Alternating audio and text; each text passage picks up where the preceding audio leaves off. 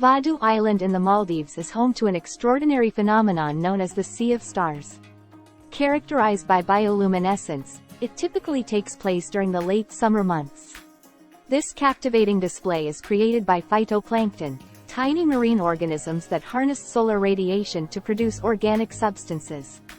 As twilight descends, the beach undergoes a breathtaking transformation, immersing itself in a surreal and captivating blue glow reminiscent of a scene plucked from the pages of a fairy tale. While bioluminescence can be observed in other places as well, Vaadhoo Island offers a truly remarkable spectacle. Be sure to add it to your travel bucket list and prepare to be captivated by the magic of nature's luminescent show.